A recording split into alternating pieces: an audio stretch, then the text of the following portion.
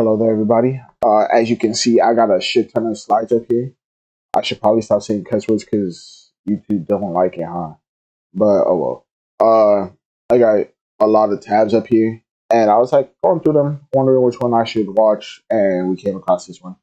If you don't know, currently doing a 24-hour with this big number right here. That's where I'm currently at. You might see it go down. Let's get started. So I'm sure at this point most people, I'm at wondering why least she's men, sad. know who Lana Rhodes is. She entered the adult film industry in 2017 when she was only 21 years old, Really? and quickly I rose to didn't know the that. #1 adult film star in the world with classics like What Are You Doing, Stepbrother? And Sis That Gets was Stuck her? in the Dryer. Seriously though, her popularity grew at a light speed pace, and she could be described as having overnight fame. Hi, my name's Lana Rhodes. I'm 19 years old and I'm from Chicago, Illinois. Quickly, she was the person many celebrities and athletes alike wanted to get with. Despite all Really? this newfound attention she was receiving, few knew that while she was making all these films like a modern Scorsese, she was married to this dude named She John was for married? 5 years. Yes, I'm serious. I You didn't know know she that was type married. of relationship is not for the faint of heart. She met this man when she was only 17 years old, working at a restaurant called The Tilted Kilt, which is like a Hooters type of restaurant, only the waitresses are wearing what is essentially a schoolgirl's outfit. Tilted kilt was the entry point to like objectifying yourself for a living.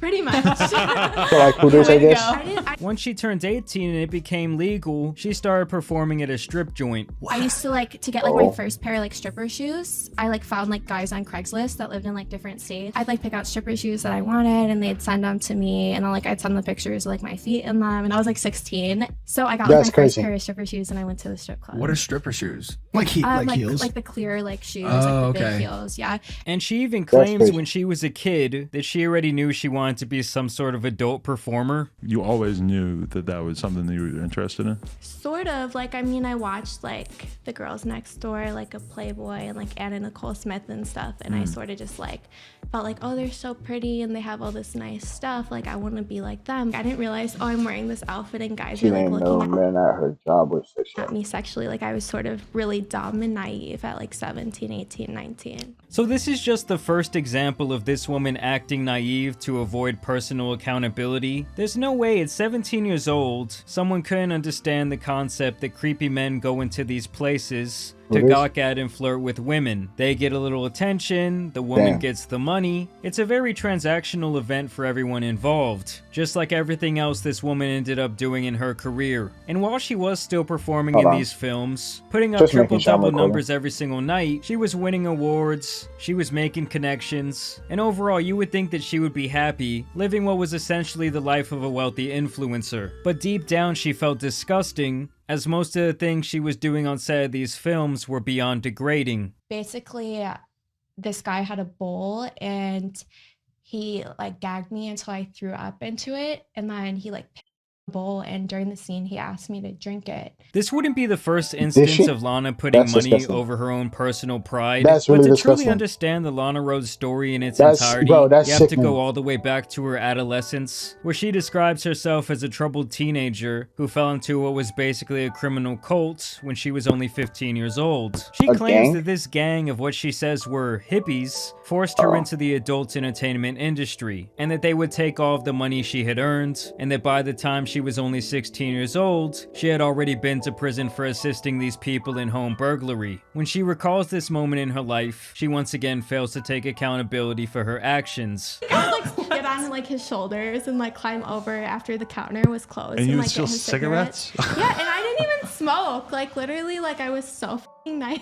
Holy shit. And that eventually led to you being the small person that got put through windows to rob houses at one point, right? Is that what it was? I've never talked about this Oh. on camera, Mike. Well, So I went to prison for a year from Really? 16 to 17, and You were the lookout of this well, they armed sort of robbery.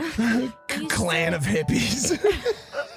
Like, nah, I didn't help them. I just drove the getaway car. I just enabled the crime to happen. And you guys know theft like this happens all the time, everywhere, even online. In fact, every single day your personal data is likely being sold behind your back on the web. There are thousands of data brokers harvesting personal information and selling it to unknown businesses to be used however they please. Data companies often have access to some of, if not all of the following information. And you guys don't want that, but the good news is, with a sponsor sponsor of today's video, Incogni, you can get removed ad information. Incogni watch for you got off into a toy industry once and for all. Only one yourself today. And so by the time Lana Rhodes was 22 years old, only 1 year after making all these films, she decided to leave the adult industry once and for all, which is not exactly an uncommon thing to see in this line of work, as a Gret can be damn near instantaneous with uploading said videos. Keep in mind, during this 8-month period that she was active, she made over 250 films. Like damn, she had more work ethic than 2002 Kobe Bryant. After this, she started dating Logan Paul's left nut, and this made the two of them much more famous, and opened up more revenue streams for herself, as she blew up on OnlyFans and Instagram, and even had a podcast for a little while there. You can make $1 million posting just a couple of videos on OnlyFans. That's crazy. You're not Legit $1 million? Yeah. All while this guy Mike was also using her for content and clout at every turn, harvesting millions of views off of this relationship. It always just felt weird to me to have a breakup video. And here I am making a breakup video. So that went on for a while, and then when the two of them finally parted, that's when things really started to get a little more scammy and hypocritical for this woman, who was already filthy rich compared to the reality for most people in this world. First off, she scammed the shit out of her audience with an NFT rug pull during the height of the crypto and NFT mania, where people were shelling out loads of cash for digital images. Hello, CryptoSys community. First of all, I want to thank all of you for being part of my very first NFT project. The premise of her products was to buy these JPEG NFTs that was somehow going to be tied to her career, and these magical NFTs will just increase in value over time as she gains more popularity. She says, quote, "The brand plus value will keep growing with every drop." So her fans thought this was going to be some kind of CoffeeZilla did something on her, and of course it wasn't. If you look at her roadmap, it was pretty clear things were promised that weren't delivered on. This was something many rappers and athletes alike were doing at the time, and they marketed it like you were betting on the person's career to continue to prosper. And fans of whatever influencer or athlete really ate this up. A dude even got a tattoo of one of these CryptoSys NFTs. I mean, what an absolute clown. It's apparent that these parasocial relationships between influencers, quote unquote, and their fans are going way too far. Like, can you imagine being the dude who did this tattoo trying to hold back your laughter? Either way, she promoted these NFTs and pulled the rug on her fans in less than 24 hours, as the value went like a roller coaster from all the way up to all the way back down, while she allegedly made over $1.5 million, with her excuse being that it all got to be too much for her to handle. But you know, I'm still gonna run off with all this money. And she somehow got away with this, walking the streets freely after committing what's basically fraud. And it really just goes to show me how gullible people are and willing to take a chance on their favorite influencer person, who in turn will completely screw them over, feeling no remorse. And so that was just another instance where she put her pride and her reputation kinda on the back burner just for the sake of money. And now with this latest entry into her life, she has had a child. And let's take a second just to think about how tough it's gonna be for this poor kid at school. I'm not even gonna show him, but I think considering the line of work she is involved in, she should be much more careful with how she shows off her son. And the thing with her son is that apparently she's always talking about how she is essentially a single mother because the father could apparently care less about this poor kid. Because he's not involved whatsoever. So The father. Yeah, he's not involved whatsoever. Zero. Zero.